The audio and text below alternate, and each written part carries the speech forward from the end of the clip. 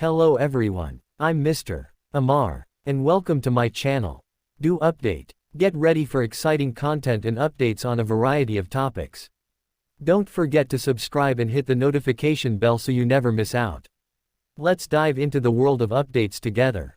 1 year after the U.S. Supreme Court overturned Roe v. Wade, a landmark ruling on abortion rights, some IVF patients are worried that potential new laws could jeopardize their fertility treatment. Some women are even considering moving their frozen embryos across state lines. Julie Eshelman has had a long and difficult journey trying to build her family. My husband and I were married in 2015, she tells me. We naively decided that we wanted to wait a year before we started having kids. In 2016, we started trying, and after 6 months, I was like, this isn't working, maybe there's something wrong.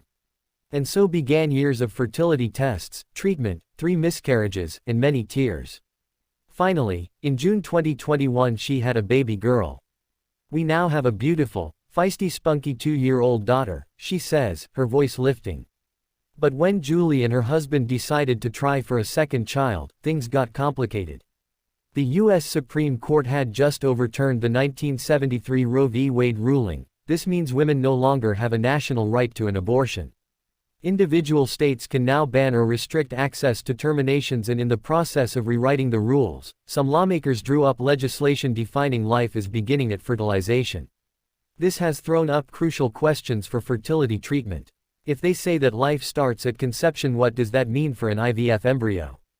Asks Julie. During IVF, in vitro fertilization, eggs are typically collected from a woman's ovaries, fertilized in a laboratory, then screened.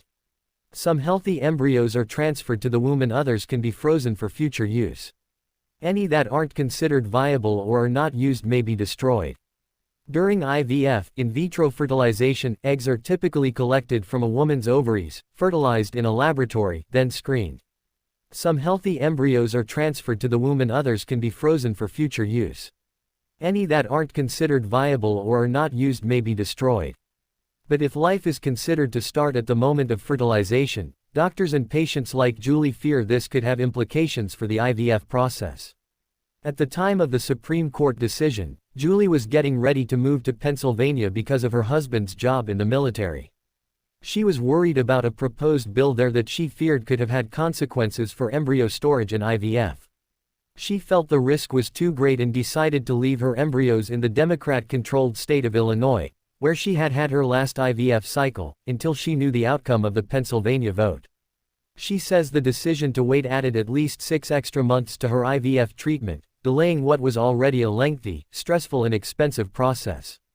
Next year her family will have to move again when her husband is redeployed. Julie doesn't know where they will be asked to move to or what the laws will be there. She worries that delays could affect her chances of a successful pregnancy. When does life begin? Legislation defining life as beginning at conception or fertilization is sometimes called a personhood law, because it confers the rights of a person on a fetus or embryo. There were 20 personhood bills introduced in the U.S. this year, according to the Center for Reproductive Rights. None were passed into law, but campaigners fear that similar legislation could pass in the future. 2 states, Georgia and Arizona, currently have language in their abortion bans which reproductive rights advocates say effectively establishes fetal personhood. Dr. Natalie Crawford is a fertility doctor in the state of Texas, which has a near-total abortion ban.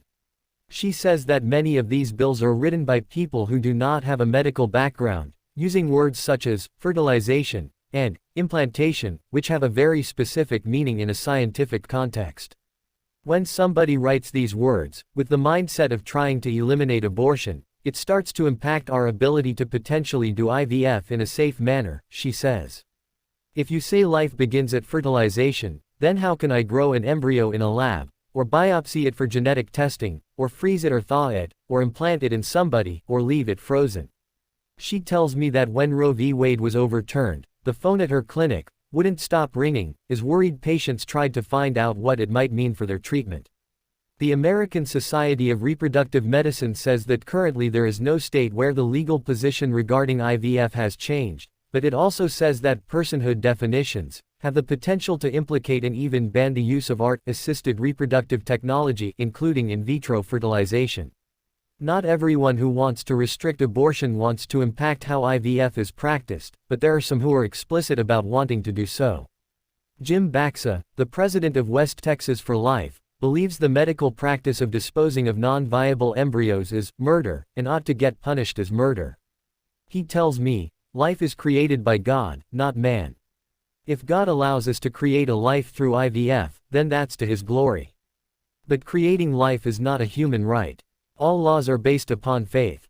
I'm just extending that, thou shalt not murder, argument to every single human being. Jim wants Texas lawmakers to close loopholes when it comes to IVF. For example, he says, doctors should only create one or a few embryos and implant all of those embryos at once. But Dr. Crawford argues against this approach. In other countries that have had religious-based laws when it comes to IVF procedures, IVF is much less successful, it can be more risky, and cost more money. She says that in the best of circumstances the rate of a live birth is 65%, which means it often takes multiple attempts, and multiple embryos, to have a successful pregnancy. There are also safety concerns with implanting multiple embryos at once, both for the mother and the fetuses, because multiple births can lead to medical complications. Waiting to cross that finish line. Kristen Dillon-Snyder uses her own experience of undergoing fertility treatment to coach other women through the emotional roller coaster of IVF, a process that often takes much longer than people anticipate. It's like signing up for a 5 km race, and then you realize you're on the course for a marathon, she says. It's so much more than you thought. There's no rest, and you feel unprepared. Some clients tell her they are considering transferring their embryos to another state, where they're protected. While she hasn't seen anyone take that step yet, Kristen says women are arming themselves with the information, so if, let's say, we go from a level of yellow to a level red of concern, they know exactly what to do and they're prepared. For the National Infertility Association resolve, the solution lies in changing the law at federal level. Its president Barbara Calora is now working with lawmakers to help advance a bill that would protect IVF nationwide. We have a bill that was introduced in the last Congress. It has been reworked and is going to be reintroduced soon. She says it would protect people who need access to medical care associated with IVF. They cannot be prosecuted, their access cannot be denied. It also protects the healthcare providers who give that care. Crucially, she says, it would mean that people have rights over their sperm, their eggs or embryos and are able to do what they want to do to build their family. That is the goal.